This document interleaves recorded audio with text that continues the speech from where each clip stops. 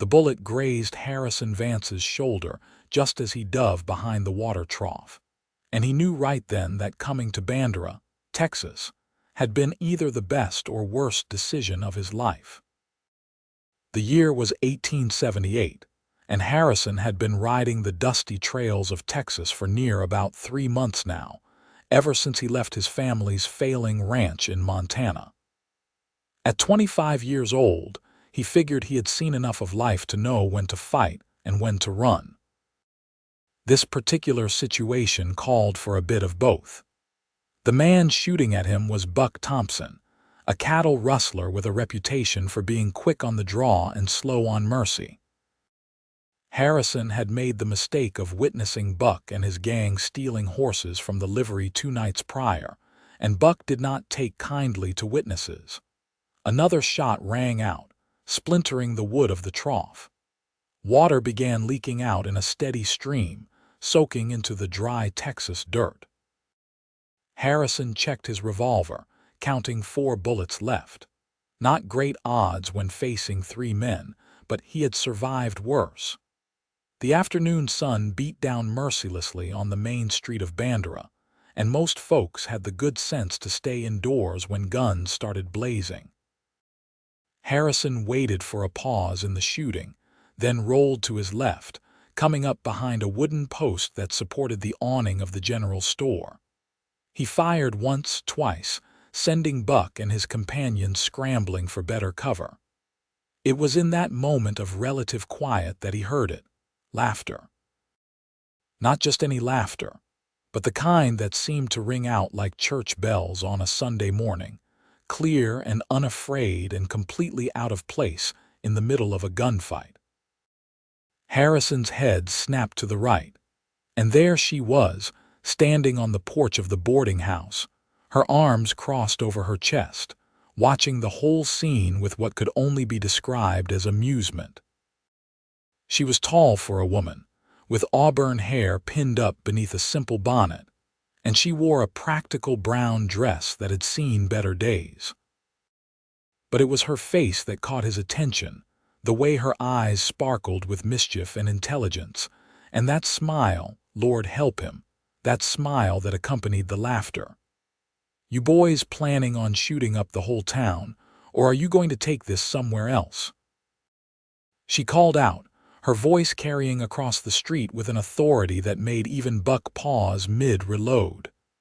"This ain't your concern, lady," Buck shouted back, though there was less conviction in his voice now. "Well, I am making it my concern," she replied, stepping down from the porch. "Because you are scaring away customers from my establishment, and I do not take kindly to that." Harrison watched in amazement as she walked right into the middle of the street, placing herself directly between him and the 3 outlaws.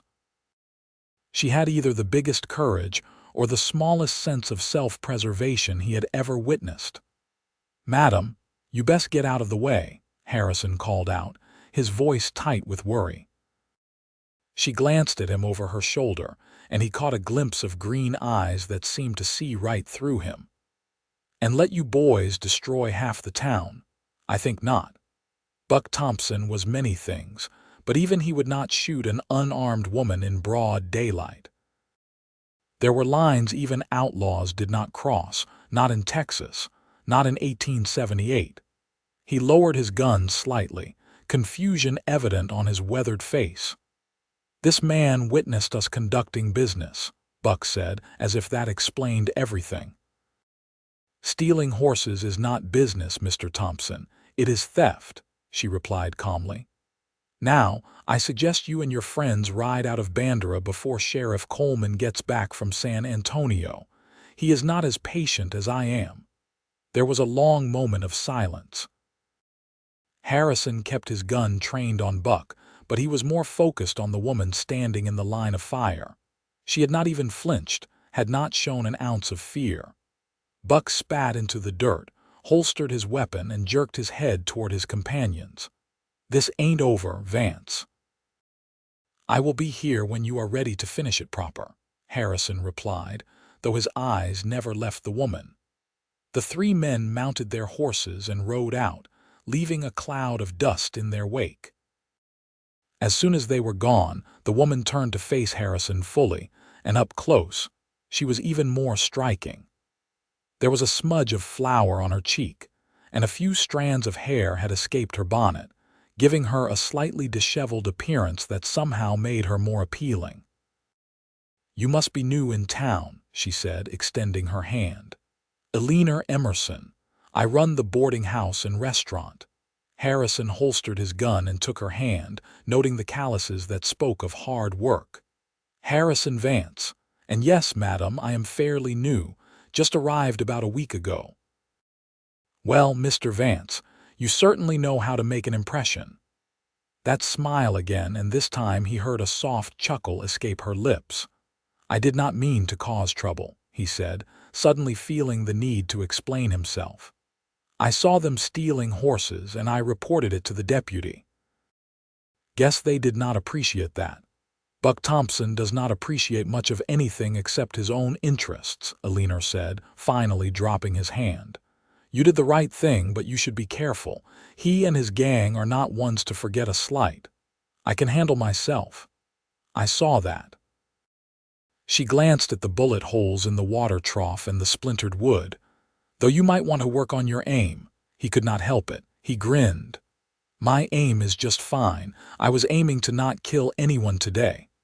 A cowboy with a conscience, how refreshing. She turned and started walking back toward the boarding house, then paused and looked back. "You hungry, Mr. Vance?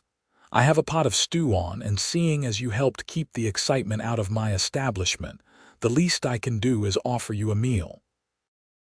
Harrison had been planning on heading to the saloon for a drink to steady his nerves, but something about Eleanor Emerson made him change his mind. "I would appreciate that, madam." "Eleanor," she corrected. "We are not so formal here in Bandera." He followed her up the steps and into the boarding house, which was neat and well kept despite its modest appearance. The main room served as a dining area, with several tables covered in checkered cloths. The smell of cooking food filled the air, making his stomach growl in anticipation. "Take a seat anywhere," Eleanor said, disappearing into what he assumed was the kitchen. "I will bring you a bowl." Harrison chose a table near the window, positioning himself so he could see the street. Old habits died hard, and after the encounter with Buck, he wanted to keep an eye out for trouble. He removed his hat and set it on the chair beside him, running a hand through his dark hair. Eleanor emerged a few minutes later carrying a tray with a steaming bowl of stew, fresh bread, and a cup of coffee. She set it all down in front of him with practiced efficiency. "Thank you kindly," he said, and he meant it. The stew smelled better than anything he had eaten in weeks. She pulled out the chair across from him and sat down, which surprised him. Most women would not sit with a strange man, especially one who had just been in a gunfight. But Eleanor did not seem like most women. "So what brings you to Bandera, Mr. Vance?" "We do not get many newcomers, especially not ones willing to stand up to the likes of Buck Thompson." He took a bite of the stew before answering, and it tasted even better than it smelled. "Harrison, please, and I am looking for work mainly." "I heard there were some ranches around here that might be hiring." "There are," Eleanor confirmed. "The Miller Ranch about 10 miles north is always looking for hands, and the Sutton place to the east needs help with their cattle drive next month. You have experience." "Grew up on a ranch in Montana," Harrison said between bites. "Can rope, ride, and handle cattle. Not much I have not done when it comes to ranch work." "Montana is a long way from Texas. What made you leave?" It was a personal question, but something about the way she asked it, with genuine curiosity rather than nosiness, made him want to answer honestly. "My father died 2 years back, and without his leadership, the ranch started failing. My older brother took over, but we did not see eye to eye on how to run things. Figured it was better to strike out on my own than stay and fight with family." Eleanor nodded, understanding in her eyes. "I know something about starting over.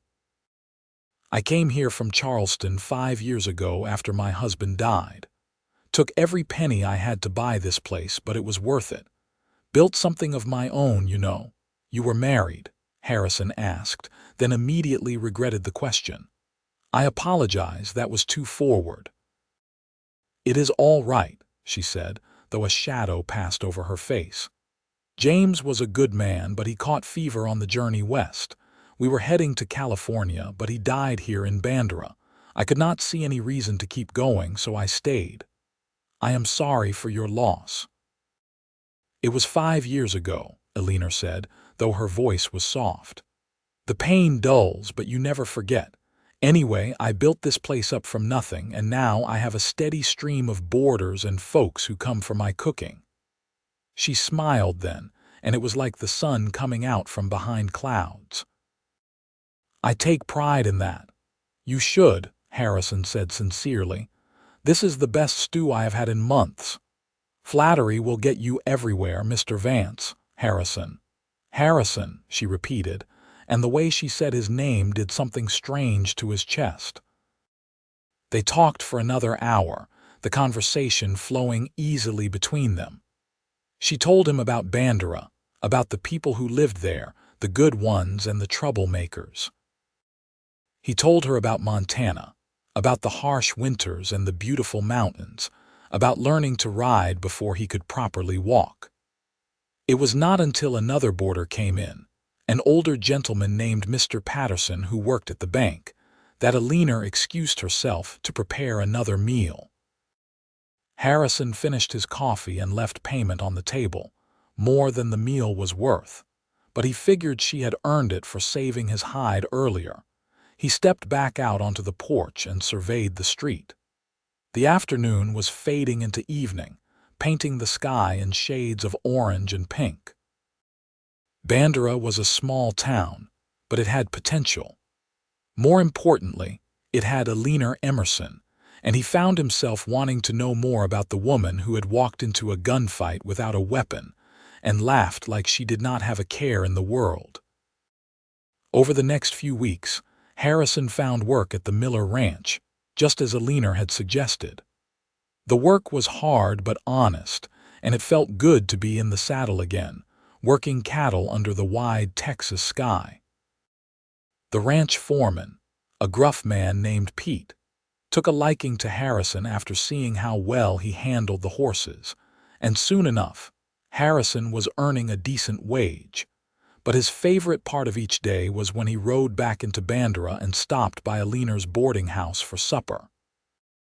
It became a routine, one he looked forward to more than he cared to admit.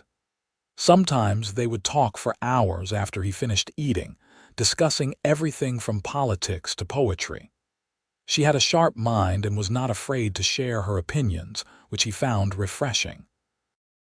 Other times, when she was busy with other customers, he would simply sit and watch her work, marveling at how efficiently she moved, how she remembered every person's preferences, how she treated everyone with equal kindness whether they were a wealthy banker or a down-on-their-luck drifter. It was on a warm evening in early September when things shifted between them. Harrison had just finished a particularly long day of moving cattle to a new pasture, and he was covered in dust and sweat when he walked into the boarding house. Eleanor took one look at him and laughed, that same bright, clear laugh he had first heard during the gunfight. "Good Lord, Harrison Vance, you look like you wrestled with the entire herd and lost." He looked down at himself and had to admit she was right. It was a rough day. "Maybe I should come back after I clean up." "Nonsense," she said, waving off his concern. "But you might want to wash your hands at least." He did as suggested, using the basin near the back door, and when he returned she had a plate already prepared for him. Fried chicken, potatoes, and greens. His mouth watered just looking at it. "You spoil me," he said, sitting down at what had become his usual table. "Someone has to," she replied, and there was something different in her voice, something softer. She sat down across from him, as she often did when the evening crowd had cleared out. But tonight she seemed nervous, her fingers playing with the edge of her apron. "Is everything all right?" Harrison asked, concerned. "I need to tell you something," Eleanor said, meeting his eyes. "Buck Thompson came by today." Harrison's hand stilled on his fork. "What did he want?" "He was asking about you. Wanted to know where you were working, where you were staying." She took a breath. "I did not tell him anything, but Harrison, I think he is planning something. You need to be careful." "I will be," he assured her, though his mind was already racing. He had hoped Buck would let the matter drop, but apparently the outlaw held grudges longer than most. "Maybe you should talk to the sheriff when he gets back," Eleanor suggested. "This has gone on long enough. Sheriff Coleman has enough on his plate without worrying about a dispute between me and Buck Thompson." Harrison reached across the table and, without thinking, took her hand. "But I appreciate your concern." Eleanor looked down at their joined hands, and for a moment he thought he had overstepped. But then her fingers curled around his, and she looked back up at him with those green eyes that had haunted his dreams for weeks now. "I worry about you," she admitted quietly. "More than I probably should." His heart hammered in his chest. "Eleanor, I need to tell you something too." "What is it?" "Ever since that first day when I heard you laugh in the middle of that gunfight, I have not been able to get you out of my mind." The words came out in a rush, and he knew he was risking everything by being so honest, but he could not keep it inside anymore. "That laugh, it was the most beautiful sound I had ever heard, and I remember thinking right then that it was the sound I wanted to hear forever." Eleanor's eyes widened, and for a terrible moment he thought he had made a horrible mistake. But then she smiled, really smiled, and his heart soared. "Harrison Vance, are you saying what I think you are saying?" "I am saying that I have fallen for you, Eleanor Emerson. Completely and utterly fallen for you. I know it is fast, and I know I am just a cowboy with not much to offer, but I needed you to know how I felt." She stood up, still holding his hand, and pulled him to his feet. They stood there in the middle of her dining room, close enough that he could smell the faint scent of lavender in her hair. "I have been waiting weeks for you to say something," she said, her voice barely above a whisper. "Because I feel the same way, and it has been driving me mad not knowing if you felt it too." "You do?" He could hardly believe it. "Yes, you fool," she said. And then she laughed again, that same laugh that had captured his heart, and before he could think better of it, he leaned down and kissed her. It was a gentle kiss, tentative and sweet, and when they pulled apart, they were both smiling like idiots. "Well," Eleanor said, slightly breathless, "that was about time. I should have done it sooner." "Yes, you should have." They sat back down, but this time Eleanor moved her chair closer to his, and they ate the rest of the meal with their shoulders touching, talking about everything and nothing, making plans for the future in that careful way of people who are just beginning to hope. But their peaceful evening was interrupted by the sound of shouting outside. Harrison was on his feet instantly, his hand going to his gun, and Eleanor was right behind him as they rushed to the window. A group of riders was coming down the main street, and even in the growing darkness, Harrison could make out Buck Thompson at the head of them. There were at least 6 men, all armed, and they were clearly looking for trouble. "Stay inside," Harrison told Eleanor firmly. "Like hell I will," she shot back. "Eleanor, please. I cannot focus on them if I am worried about you." She looked like she wanted to argue, but finally nodded. "Be careful." He stepped out onto the porch just as Buck and his men pulled their horses to a stop in front of the boarding house.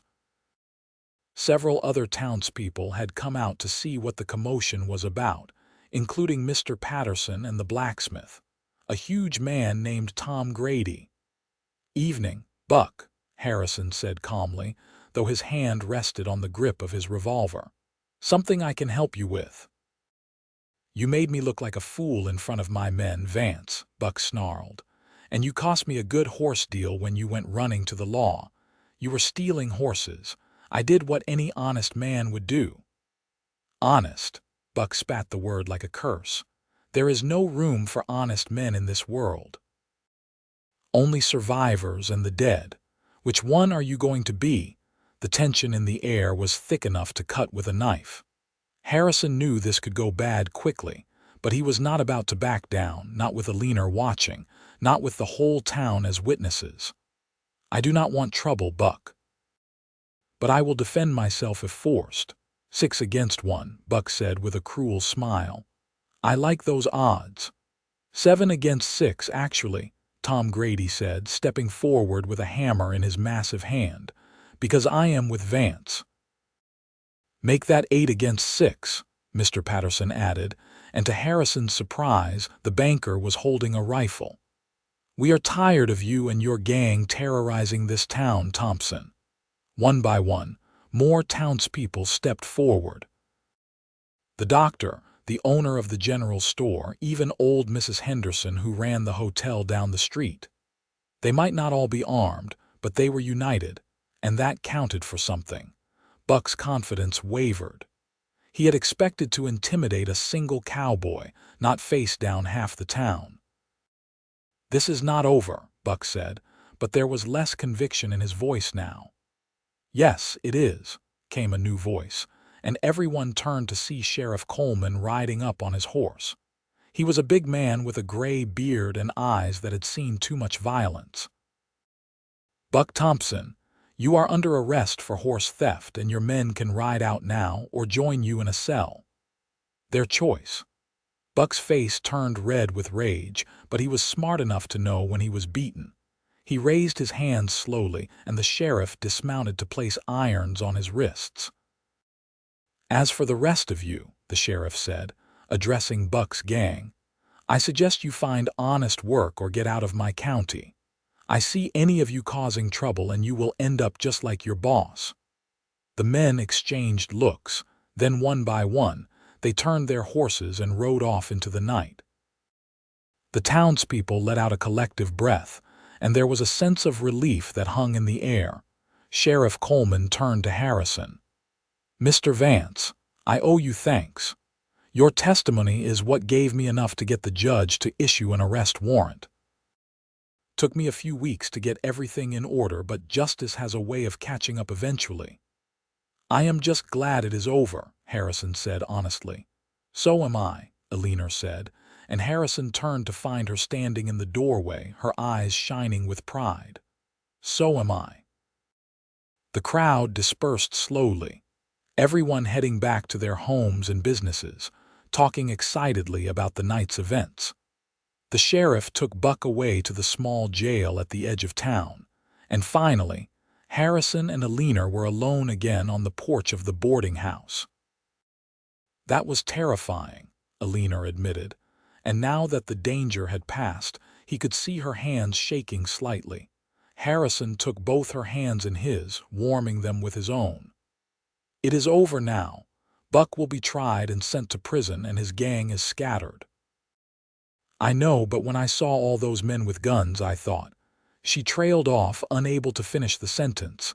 "Hey," he said softly, tilting her chin up so she was looking at him. "I am fine. We are fine." "I cannot lose you," she whispered.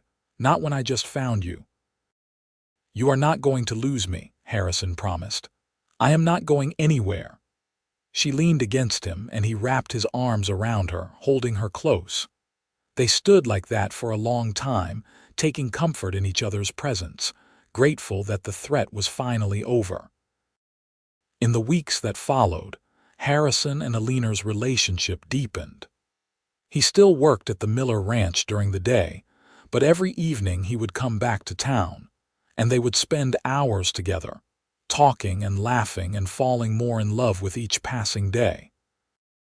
She showed him her favorite spots around Bandera, the creek where she liked to walk on Sunday afternoons, the hill overlooking the town where you could see for miles. He told her stories about Montana, about his family, about the dreams he had for the future. It was during one of those walks by the creek, on a crisp October afternoon, that Harrison decided to ask the question that had been burning in his mind for weeks. They were sitting on a large flat rock, watching the water flow by, when he took her hand and turned to face her. "Eleanor, I know we have not been courting for long, but I have never been more sure of anything in my life."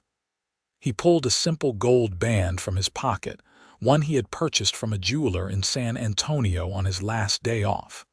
"Will you marry me?" Eleanor's eyes filled with tears, but she was smiling, laughing even, that beautiful laugh he loved so much. "Yes, yes, of course I will marry you." He slipped the ring onto her finger and it fit perfectly. Then he kissed her, long and deep, and when they finally pulled apart, they were both grinning like fools. "I love you, Eleanor Emerson," he said. "And I love you, Harrison Vance." They were married a month later in the small church at the center of Bandera. The whole town turned out for the wedding, grateful to the couple who had helped bring Buck Thompson to justice and brought a sense of hope back to their community. Eleanor wore a simple white dress that she had sewn herself, with wildflowers in her hair. Harrison wore his best suit, the one he had packed carefully at the bottom of his saddlebag when he left Montana, never thinking he would have occasion to wear it so soon. When the preacher pronounced them man and wife, and Harrison kissed his bride, the church erupted in applause and cheers. The celebration continued late into the night, with music and dancing in the street outside the boarding house. Harrison had never been much of a dancer, but with Eleanor in his arms, he found he did not care how clumsy his steps were. She laughed and guided him through the movements, and that laugh, that same laugh that had captured his heart months ago, filled him with such joy he thought he might burst from it. "What are you thinking about?" Eleanor asked, her head resting against his chest as they swayed to the music. "I am thinking about the first time I heard you laugh," Harrison admitted. "Right in the middle of that gunfight, like you did not have a care in the world. I thought you were either the bravest or the craziest woman I had ever met." "Maybe a bit of both," she said with a smile. "Maybe so. But in that moment I knew that was the sound I wanted to hear for the rest of my life." She pulled back to look up at him, her green eyes reflecting the lantern light. "Well, you are stuck with it now, Mr. Vance, for better or worse. I would not have it any other way, Mrs. Vance." They continued dancing until the musicians grew tired and the guests began heading home. Finally, it was just the two of them, standing in the middle of the street under a blanket of stars. "Ready to start our new life together?" Eleanor asked. "More than ready," Harrison replied, and hand in hand, they walked into the boarding house, their home, ready to face whatever the future would bring. The first year of their marriage was full of adjustments and discoveries. Harrison continued working at the Miller Ranch, but he started saving every penny he could, dreaming of the day when he could buy them a place of their own. Eleanor kept running the boarding house, her cooking becoming even more famous throughout the county. People would ride in from neighboring towns just to taste her Sunday roast or her apple pie. They learned each other's habits and quirks. Harrison discovered that Eleanor liked to sing while she cooked, old songs from her childhood in Charleston that she barely remembered the words to but hummed beautifully. Eleanor learned that Harrison was an early riser who liked to watch the sunrise with a cup of coffee, and that he had a talent for woodworking, creating small things in his spare time, a new shelf for her kitchen, a rocking chair for the porch. They had their disagreements, of course.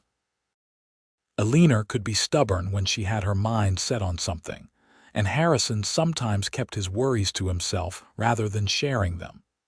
But they always talked things through, always made sure to never go to bed angry, and their love only grew stronger with each challenge they faced. It was in the spring of 1879 that Eleanor started feeling unwell.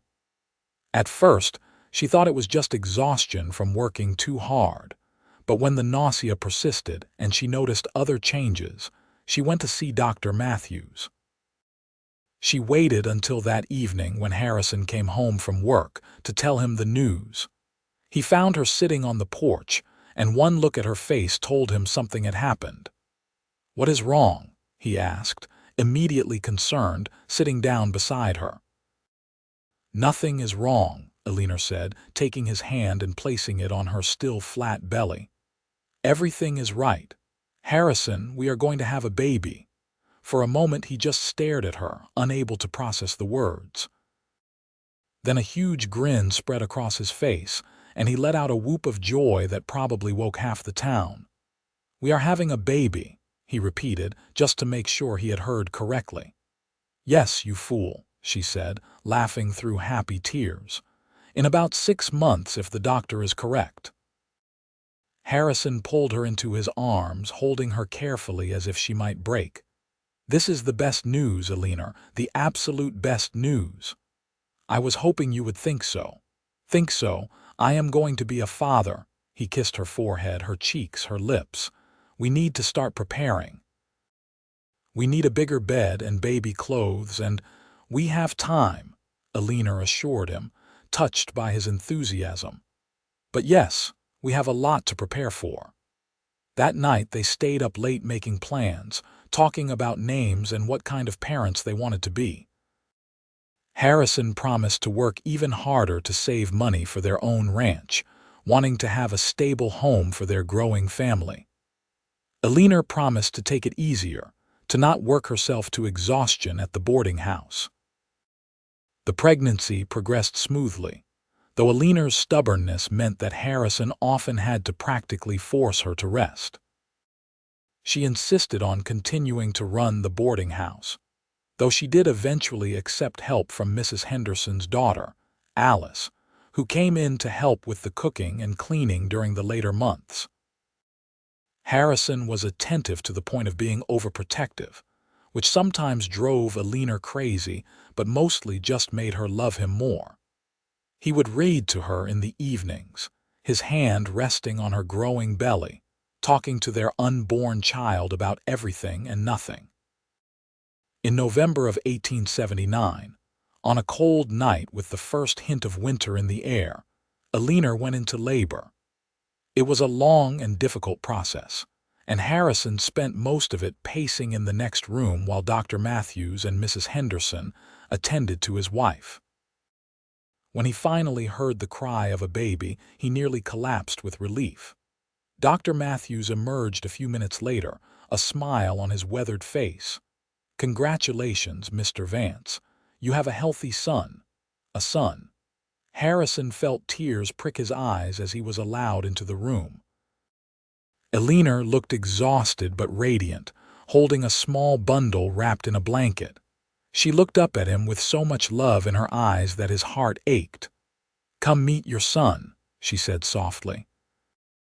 Harrison approached slowly, almost afraid, and looked down at the tiny face peeking out from the blanket. The baby had a shock of dark hair and was making small noises, his little fists waving in the air. "He is perfect," Harrison whispered, reaching out to gently touch his son's hand. The baby's fingers immediately wrapped around his larger finger, and Harrison felt something shift in his chest, a fierce protectiveness and love unlike anything he had ever experienced. "What should we name him?" Eleanor asked. They had discussed names for months but never settled on one. Now, looking at his son, Harrison knew exactly what felt right. "How about Thomas?" "After your father," Eleanor's eyes filled with tears again. Her father had died when she was young, but she had told Harrison many stories about him, about his kindness and strength. "Thomas Vance. I love it." "Thomas Henry Vance," Harrison added, using his own father's middle name. "Perfect," Eleanor agreed. They spent the next hour just marveling at their son, at the miracle they had created together. Dr. Matthews finally shooed Harrison out so Eleanor could rest, but Harrison spent the night in the chair beside her bed, unwilling to be far from his new family. The next few months were a blur of sleepless nights and new experiences. Thomas turned out to have a healthy set of lungs and was not afraid to use them, especially at 3 in the morning. But Harrison and Eleanor took it all in stride, taking turns walking the floor with their son, singing to him, rocking him back to sleep. Eleanor proved to be a natural mother, patient and loving, while Harrison discovered a gentleness in himself he never knew existed. He would watch his wife nursing their son, the peaceful expression on both their faces, and feel so grateful for the life they had built together. By the time Thomas was 6 months old, Harrison had saved enough money to make a down payment on a small ranch about 5 miles outside Bandera. It was not much, just 100 acres with a modest house and a barn that needed repairs, but it was theirs. Eleanor cried when he showed her the deed with their names on it. "Harrison Vance, you did it. You actually did it." "We did it," he corrected. "This is our dream, Eleanor, ours." They moved in during the summer of 1880 with help from friends in town. Tom Grady and some of the other men helped Harrison make repairs to the barn and build a proper fence for the few head of cattle he planned to start with. The women, led by Mrs. Henderson, helped Eleanor set up the house, bringing furniture and dishes and linens. Their first night in the new house, Harrison carried Eleanor over the threshold while she held Thomas, and they stood in their simple parlor looking around at their new home. "It needs a lot of work," Harrison said, noting the cracks in the walls and the worn floorboards. "It is perfect," Eleanor said firmly. "It is ours, and that makes it perfect." They made love that night for the first time since Thomas was born, gentle and slow, relearning each other's bodies. Afterward, they lay tangled in their new bed, listening to Thomas breathing softly in the cradle Harrison had built beside them. "I never thought I could be this happy," Eleanor whispered into the darkness. "Neither did I," Harrison admitted. "Every day with you is a gift, Eleanor." Every single day. The next few years were hard work but deeply satisfying. Harrison built up the ranch slowly, buying more cattle when he could afford it, improving the land and building relationships with other ranchers in the area. Eleanor kept a garden and raised chickens, and though she was busy with Thomas, she would occasionally help out at the boarding house in town, which they had sold to Alice Henderson when they moved. Thomas grew into an energetic toddler with his mother's green eyes and his father's dark hair. He loved following his father around the ranch, his little legs struggling to keep up as Harrison checked on the cattle or mended fences. Harrison was patient with him, answering his endless questions, teaching him about the land and the animals. In the spring of 1882, Eleanor discovered she was pregnant again. This time the pregnancy was easier, perhaps because she knew what to expect. Harrison was just as protective, but had learned to channel his worry into practical help rather than hovering.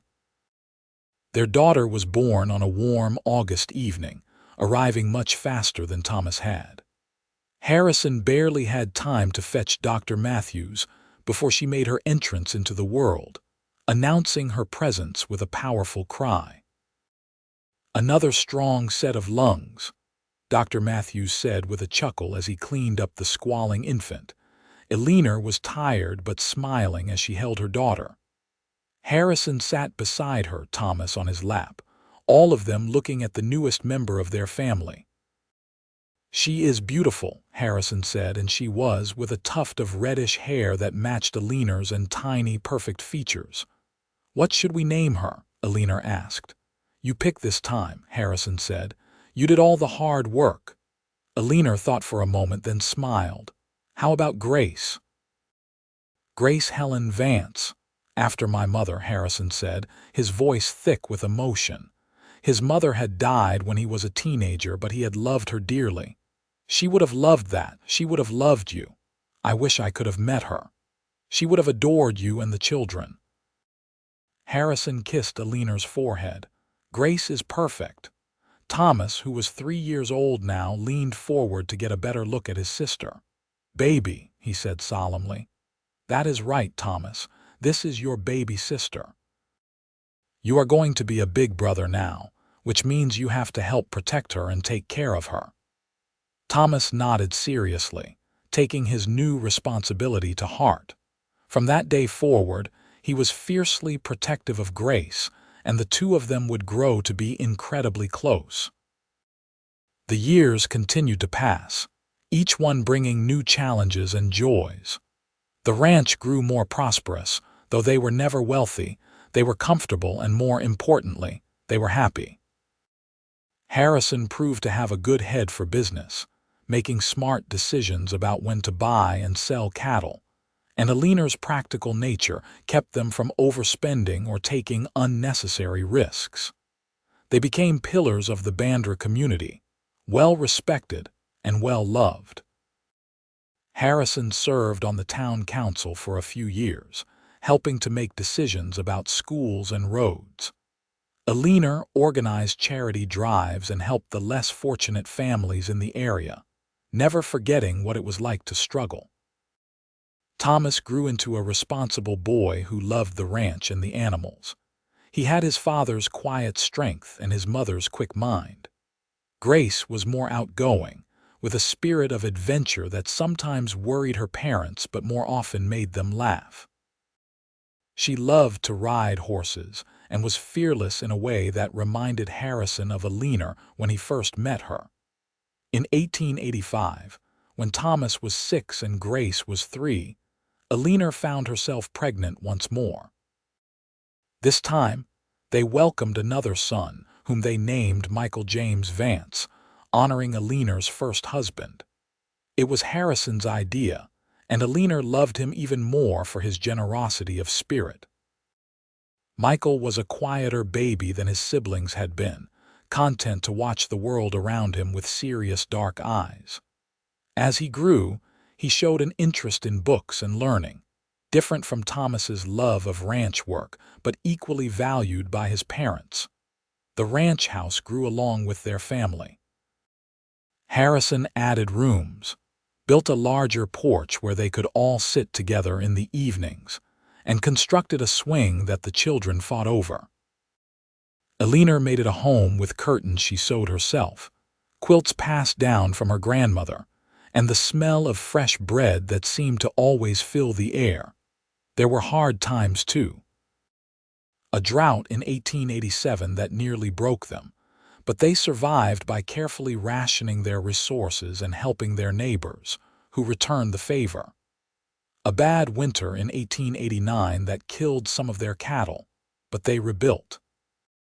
Thomas broke his arm falling from a horse when he was 10, and Grace came down with scarlet fever at age 7, terrifying Eleanor until the fever finally broke after 3 agonizing days. Through it all, Harrison and Eleanor's love remained constant, the foundation upon which everything else was built. They still made time for each other, still talked late into the night after the children were asleep, still found ways to laugh together even during the hardest times. On their 10th wedding anniversary in 1889, Harrison took Eleanor back to the creek where he had proposed. The children were staying with Mrs. Henderson in town for the night, giving them a rare evening alone. They sat on the same rock where he had asked her to marry him, watching the sun set over the Texas landscape they both loved. "Can you believe it has been 10 years?" Eleanor asked, leaning against him. "Feels like no time at all and a lifetime all at once," Harrison replied, his arm around her shoulders. "We have built a good life, haven't we? The best life." He turned to look at her, and even after 10 years of marriage, 3 children, and all the hard work and struggles, she was still the most beautiful woman he had ever seen. "Do you have any regrets?" "Not a single one." She smiled at him. "Though I do sometimes wonder what would have happened if I had not walked out into that street during the gunfight. What if I had just stayed inside?" "I probably would have gotten myself shot," Harrison admitted. And I never would have heard you laugh. That laugh that you said you wanted to hear forever, that very one. And I was right. I was absolutely right. He kissed her softly. Thank you, Eleanor. For what? For being brave enough to walk into that street. For taking a chance on a dusty cowboy who had nothing to offer but his heart. For building this life with me, for our children, for everything. Eleanor's eyes shimmered with tears, but she was smiling. You are going to make me cry, Harrison Vance. That is all right. I will be here to dry your tears, always. They stayed by the creek until the stars came out, talking and remembering and making plans for the future. When they finally headed home, riding together on Harrison's horse with Eleanor in front of him, her back against his chest, they were as in love as the day they married, if not more. The years continued their steady march. Thomas grew into a fine young man, taking on more and more responsibility at the ranch. When he turned 18 in 1891, Harrison made him a partner in the business, recognizing his hard work and dedication. Thomas had his eye on a girl in town, the schoolteacher's daughter, and Harrison and Eleanor could see a wedding in the not-too-distant future.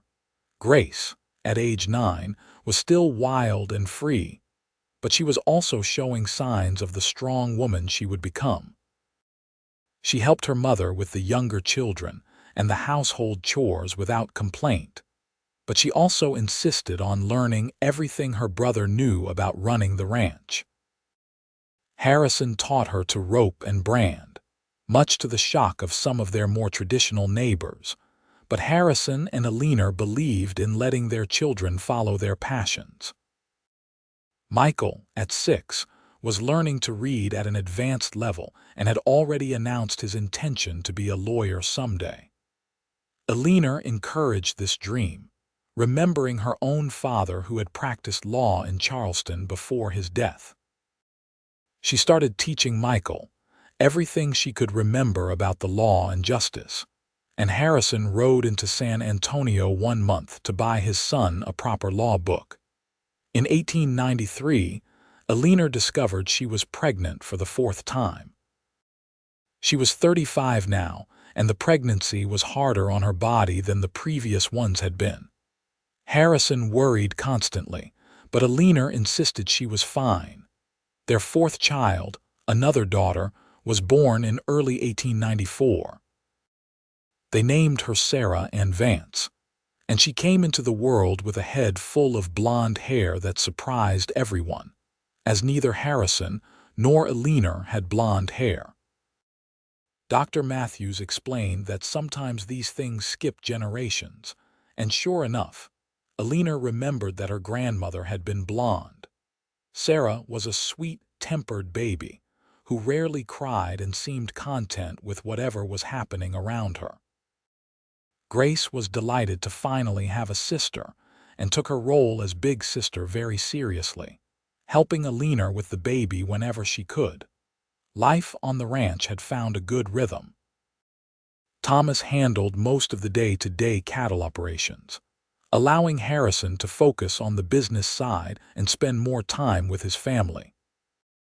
Eleanor had hired a woman from town, Carla, to help with the housework and cooking, giving her more time to spend with the children and work on the various charity projects she organized in Bandera. In the spring of 1895, Thomas married his sweetheart, Anna Brewster, and Harrison and Eleanor hosted the wedding at the ranch. It was a beautiful day, with the whole community coming together to celebrate. Eleanor cried during the ceremony, not sad tears but happy ones, proud of the man her son had become. Thomas and Anna built a small house on the far end of the ranch property, close enough to help with the work but far enough to have their own space. It worked perfectly, and within a year, they welcomed Harrison and Eleanor's first grandchild, a boy they named Harrison Thomas Vance, after both his grandfather and father. Holding his grandson for the first time, Harrison felt the circle of life continuing. Here he was, a grandfather at 42, and it felt both strange and wonderful. Eleanor stood beside him, looking at their grandson with tears in her eyes. "We did good, didn't we?" Harrison said softly. "We did great," Eleanor corrected, and she laughed, that same laugh that still made his heart skip a beat even after all these years. The turn of the century found the Vance family thriving. The ranch had expanded to over 500 acres, with a substantial herd of cattle and a reputation for quality stock. Thomas and Anna had given them 2 more grandchildren, and they were talking about having a 4th child. Grace, now 17, had surprised everyone by falling in love with the new schoolteacher in town, a young man from Dallas named Robert Sterling. He was educated and kind, and though he knew nothing about ranching, he was willing to learn. Harrison and Eleanor approved of the match, seeing how happy Grace was with him. Michael, at 14, was preparing to go to Austin to study law. It had taken years of saving, and they would miss him terribly, but Harrison and Eleanor were determined to give their children every opportunity to pursue their dreams. Michael promised to come home for every holiday and to write letters every week. Sarah, at 6, was growing into a beautiful little girl with her mother's kindness and her father's steady nature. She loved helping in the garden and had already announced that she wanted to be a doctor when she grew up, inspired by the times she had watched Dr. Matthews tend to sick or injured ranch hands. In 1899, on a warm summer evening, the entire family gathered at the ranch for a celebration. It was Harrison and Eleanor's 20th wedding anniversary, and their children and grandchildren had planned a surprise party. As the sun set and lanterns were lit around the yard, Harrison stood on the porch looking out at his family. Thomas was chasing his children around the yard while Anna laughed and told him to be careful. Grace was sitting with Robert, their heads close together as they talked quietly. Michael was helping Sarah learn to skip rope, patient with her as she struggled to get the rhythm right. And Eleanor, his Eleanor, was in the middle of it all, holding their newest grandson and talking with Carla about the food for the evening. She looked up and caught his eye, and the smile she gave him was radiant. She handed the baby to Anna and made her way over to the porch, climbing the steps to stand beside him. "What are you thinking about?" she asked, sliding her arm around his waist. "I am thinking about how lucky I am," Harrison said honestly. 20 years ago, I was just a drifter with no real prospects, and I happened to wander into a town where the most amazing woman I would ever meet walked into the middle of a gunfight and laughed like she owned the world. Eleanor rested her head on his shoulder. And 20 years ago, I was a widow running a boarding house, thinking I would spend the rest of my life alone, and then a dusty cowboy walked in and looked at me like I hung the moon. "You did hang the moon as far as I am concerned." She laughed, and God, he still loved that sound. After 20 years of marriage, 4 children, countless challenges and triumphs, that laugh still had the power to make everything else fade away. "You remember what you said that day?" Eleanor asked.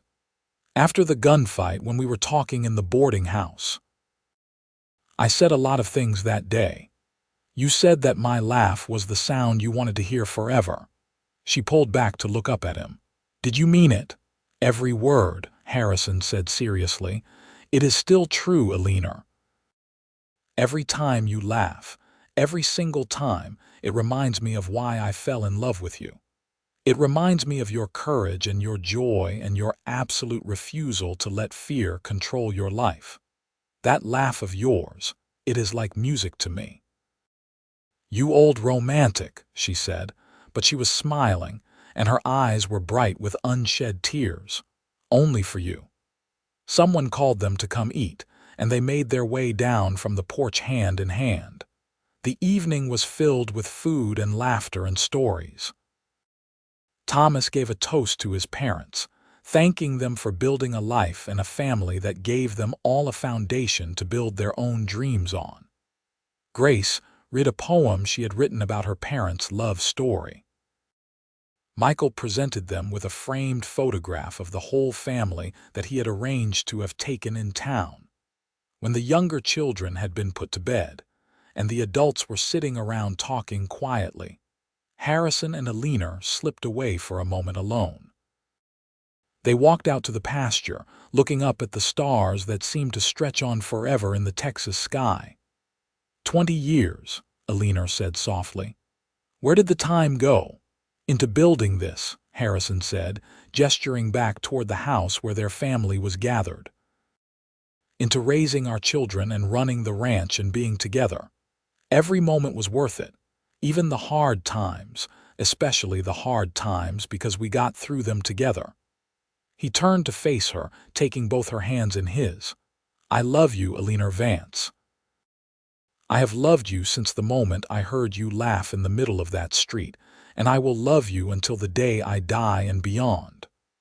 I love you too, Harrison, with everything I am. They kissed under the stars, just as in love as they had been at the beginning, maybe even more so because now they had a lifetime of shared memories and experiences that bound them together. The years rolled on, each one bringing new changes and new blessings. Grace married Robert in 1901, and they moved into town where Robert taught, and Grace opened a small school for ranch children who could not easily get to town for regular schooling. Michael graduated with honors from law school in 1903 and opened a practice in San Antonio, though he came home often to visit and help his family with legal matters. Sarah grew into a determined young woman who indeed pursued medicine, studying under Dr. Matthews and eventually going to nursing school in Dallas. She returned to Bandera as a qualified nurse and became an invaluable part of the community's medical care.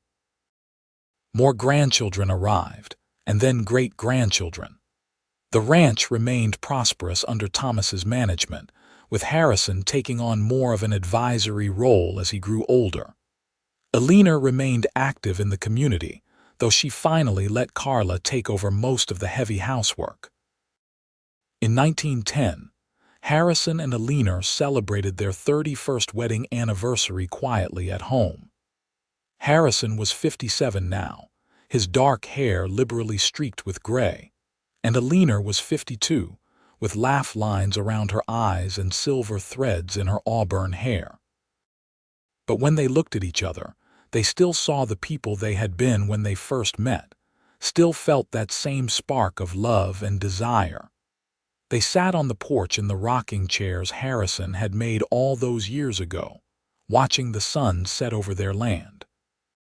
Their children and grandchildren were scattered across Texas now, pursuing their own dreams, but they all came home often, and the house was never quiet when they did. You have any regrets? Eleanor asked, echoing the question Harrison had asked her so many years ago. Not a one, Harrison replied. Well, maybe one small one. What is that? I regret that we did not have even more time together. That life is not longer so I can love you for 1,000 years instead of the few decades we get. Eleanor reached over and took his hand. Then we will have to make the most of every day we have left. That is my plan, Harrison said, bringing her hand to his lips and kissing it gently. They sat in comfortable silence as the stars began to appear in the darkening sky. From somewhere in the house, they could hear Carla humming as she cleaned up the dinner dishes. A cool breeze carried the scent of wildflowers, and in the distance, cattle lowed softly. Harrison, Eleanor said after a while. Yes. Thank you. For what? For being the man who heard me laugh and decided that was the sound he wanted to hear forever. For making that come true. For giving me a life full of love and laughter and family. For being my partner and my best friend and the love of my life. Harrison felt his throat tighten with emotion. Even after all these years, she could still move him to tears with her words. Eleanor Emerson, Vance, loving you has been the greatest adventure of my life. Every day with you has been a gift, and I thank God for that gunfight and Buck Thompson, and every circumstance that led me to Bandera so I could meet you. Even being shot at. Especially being shot at, because it gave you a reason to come out and laugh at the foolish cowboys making a mess of your town. She laughed then, that same clear, joyous laugh that had captured his heart 31 years ago, and Harrison closed his eyes and listened to it, knowing it was indeed the most beautiful sound in the world. They sat on the porch until the night grew cool, then went inside to their bedroom, the same room they had shared since building this house. They made love slowly, tenderly, knowing each other's bodies as well as they knew their own, and fell asleep wrapped in each other's arms. The years continued to pass, though more slowly now. Harrison developed arthritis in his hands, making it harder to do the work he once did with ease. Eleanor's eyesight began to fail, making her rely on glasses for reading and sewing. But they adapted, helping each other through the challenges that came with growing older. In 1918, the world was gripped by a terrible war overseas and a deadly flu pandemic. The Vance family was fortunate, losing no one to either tragedy, though several of their grandchildren served in the military and came home changed by what they had seen. It was in the spring of 1919 that Harrison suffered a heart attack while out checking on the cattle. Thomas found him and got him back to the house, and Dr. Matthews, who was himself an old man now, came to examine him. "You need to take it easy, Harrison," the doctor said sternly. "Your heart is not what it used to be. No more hard labor, no more long days in the saddle. You need rest." Harrison wanted to argue, but the pain in his chest and the fear in Eleanor's eyes stopped him. He nodded and agreed to take it easy, though it galled him to be so limited. For the next few years, Harrison spent most of his time on the porch or in the house, watching others do the work he had done for so long. It was frustrating, but Eleanor was there beside him, keeping him company, reading to him when his eyes grew tired, holding his hand and talking about their life together. "We had a good run, didn't we?" Harrison said one evening in the summer of 1921. He was 68 now, and he could feel his body wearing out, like a machine that had been used hard and was finally breaking down. "We are still having a good run," Eleanor corrected gently. She was 63, and though she had her own aches and pains, she was still strong and vital. "We are not done yet, Harrison Vance." "I am not afraid of dying," Harrison admitted, "but I am afraid of leaving you." "Then do not leave me for a long time yet," Eleanor said, her voice firm. "We still have years left in us, years to watch our grandchildren and great-grandchildren grow. Years to sit on this porch and watch the sunset, years for me to hear you tell me you love me." "I do love you," Harrison said, "more than life itself, and I love you." On a warm October evening in 1922, the whole family gathered at the ranch for Thanksgiving celebration they had started having each year. The house was full of people, 3 generations of Vances, talking and laughing and sharing stories. Harrison sat in his favorite rocking chair on the porch, a blanket over his legs despite the mild weather. He watched his family with contentment, seeing his legacy in every face. Thomas was 53 now, with grown children of his own. Grace was 40, a respected teacher and mother. Michael was 38, a successful lawyer with a practice in San Antonio. And Sarah was 28, still working as a nurse and making a difference in people's lives. Beyond them were the grandchildren and great-grandchildren, too many to count easily, all carrying the Vance name or blood into the future. Eleanor came out onto the porch carrying 2 cups of coffee. She handed one to Harrison and settled into the rocking chair beside him, the same chairs they had been sitting in for over 30 years now. "It is a good turnout," Harrison said, sipping the coffee gratefully. "It is a beautiful family," Eleanor corrected. "Our family." They sat in comfortable silence, rocking gently and watching the children play in the yard. The sun was setting, painting the sky in brilliant shades of orange and red and purple. "Eleanor," Harrison said after a while. "Yes. I want you to know that if I could go back and live my life over again, I would not change a single thing. Every choice I made led me to you, and that makes every hardship worthwhile." Eleanor turned to look at him, and there were tears in her eyes. "Harrison, why are you talking like this?" "Because I need you to know. I need you to understand how much you mean to me, how much all of this means to me." He gestured toward the family gathered in their home. "This life we built, it is everything I ever dreamed of and more. You are scaring me. Don't be scared. I just want to make sure I said it, that you knew." Eleanor set down her coffee cup and took his hand, holding it tightly. "I know, Harrison. I have always known. And I need you to know the same thing.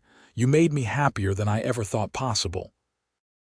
You gave me a family and a home and a love that sustained me through everything. You are my heart, Harrison Vance, and you always will be." He squeezed her hand, and they sat like that as the sun disappeared below the horizon and the stars began to emerge. Inside the house, someone started playing the piano and voices rose in song. "You hear that?" Harrison asked. "The music, the laughter. All that laughter and happiness. That is what we created, Eleanor. That is our legacy." Eleanor listened, and she could hear it, the sound of their children and grandchildren and great-grandchildren enjoying each other's company, their voices mingling in joy and love. "It is beautiful," she agreed. "Not as beautiful as your laugh," Harrison said.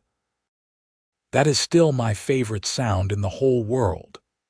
Eleanor smiled through her tears and did laugh then, soft and gentle but still that same clear, joyous sound.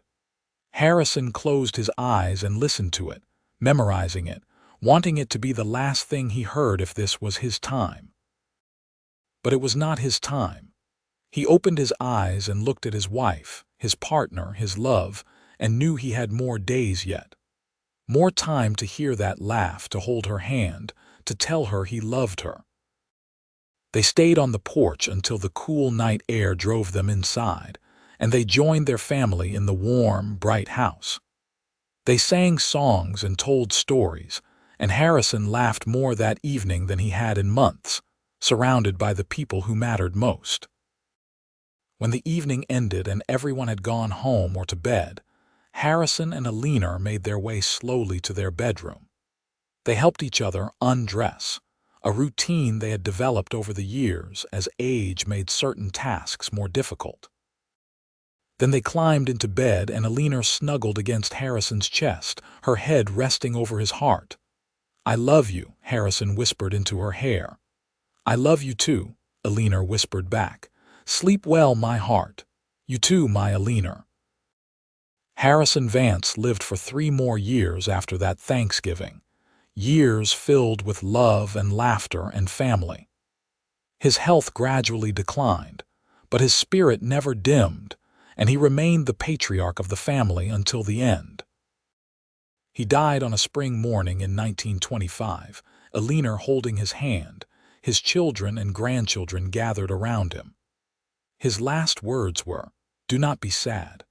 I got to live a life full of love, and I got to hear the most beautiful laugh in the world every day. What more could a man ask for?" Eleanor grieved deeply, but found comfort in their family and in the memories of 46 years of marriage. She lived for another 12 years, remaining on the ranch and watching her family continue to grow and thrive. She told stories about Harrison to the great-grandchildren and great-great-grandchildren, making sure they knew what kind of man their ancestor had been. When Eleanor passed away peacefully in her sleep in 1937 at the age of 79, she was buried beside Harrison on the hill overlooking the ranch they had built together.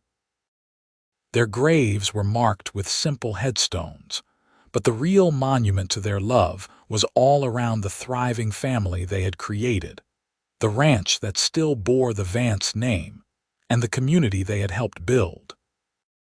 Years later, their great-great-grandchildren would find a journal that Eleanor had kept, filled with stories of her life with Harrison.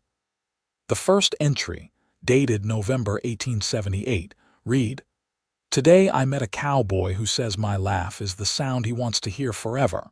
I think I might let him." The last entry, written just days before her death, read, "I've had a beautiful life, full of love and laughter. Harrison was right all those years ago. Our love created something special, something that will live on long after we are gone. And somewhere, I like to think he is waiting for me, ready to hear me laugh again."